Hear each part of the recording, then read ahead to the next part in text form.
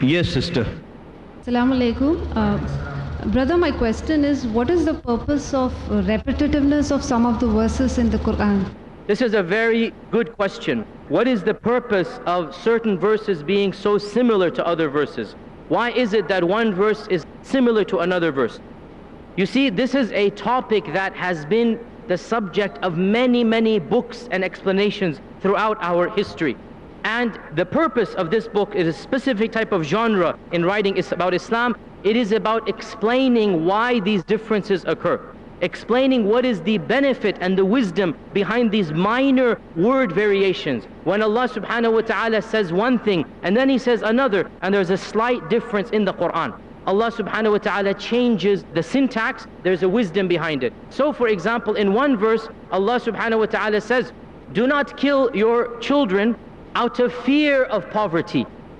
We will provide for them and we will provide for you. We will provide for them and for you. Another verse, Allah says, do not kill your children out of poverty. We will provide for you and for them. Now, in the one verse, Allah says out of fear. And then He says, we'll provide for them and then for you. Because this is talking about before you have children. You don't want to have children. Allah is saying, don't worry. You're worried about providing food for them. Allah says, I will provide for them and you. He begins with them. Because the fear is for the child. When it's out of poverty, Allah says, don't kill your children out of poverty. Right then and there, you are suffering the pangs of hunger. So Allah says, don't kill your children out of poverty. I will feed you and your children. Slight variation, but look at the profound concept.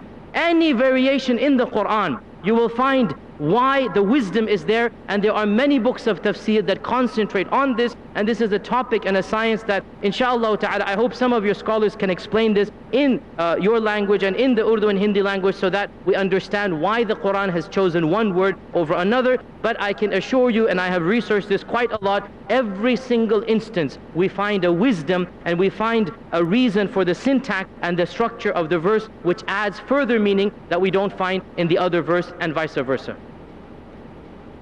Yes, brother.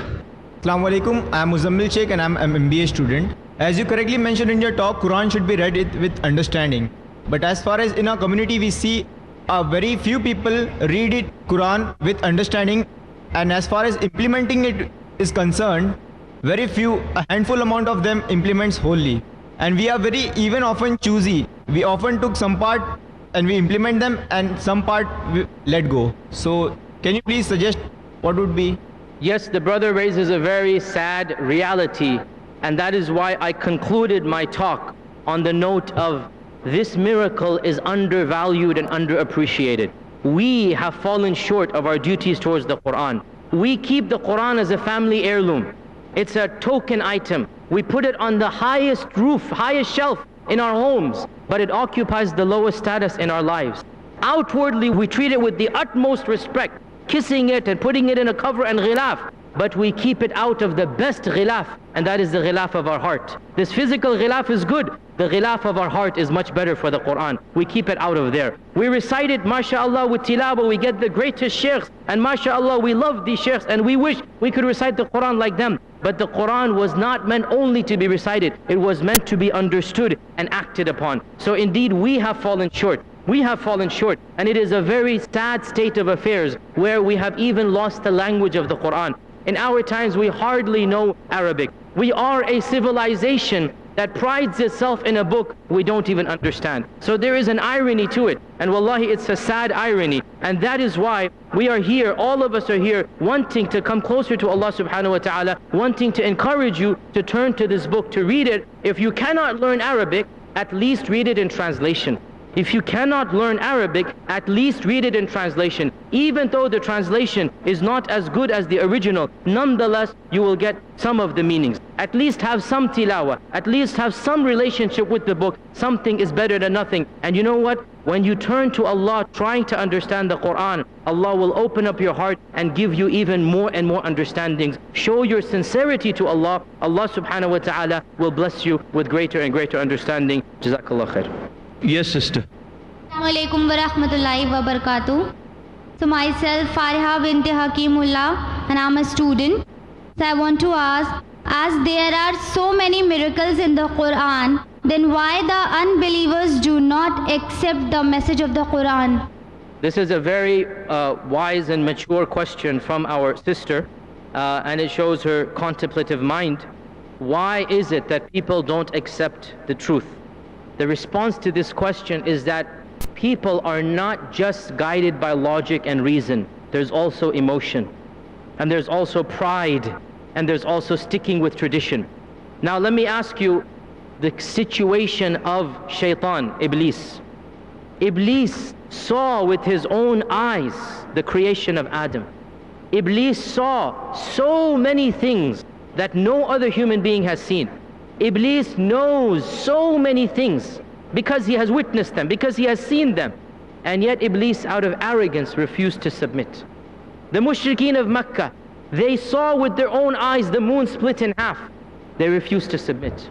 The Pharaoh of Musa alayhi salam, he sees with his eyes the staff become a snake. The Red Sea split up, and yet he refuses to submit. You see, there are many, many emotions and factors involved. There's pride, there's love of tradition, there's love of this world. The emperor of Rome that I mentioned in my talk, Heraclius, he secretly believed that this man, the Prophet ﷺ, is the Prophet of Allah. He secretly believed, he knew him. But he knew that if I say La ilaha illallah Muhammadur Rasulullah, what will happen? I will no longer be the emperor of Rome. And he loved the emperor of Rome position more than he loved Allah and his messenger. So he knowingly refused the truth because he loved something more. And that was a barrier between him and the kalima and Islam. So, to respond to your question, it's not just an intellectual knowledge. It is also emotion. It is also faith. Anybody who studies the Quran with an open and unbiased mind will come to the conclusion, this is a book from God. Whether he then follows up from that conclusion by openly accepting Islam or not, that is something he has to battle. And we cannot help him in that internal battle. But we have to do our job by proving to him the Quran is right. After that, we leave hidayah to Allah subhanahu wa ta'ala. وَجَزَاكُمُ اللَّهُ خَيْرًا وَالسَّلَامُ عَلَيْكُمْ وَرَحْمَةُ اللَّهِ وَبَرَكَاتُهُ.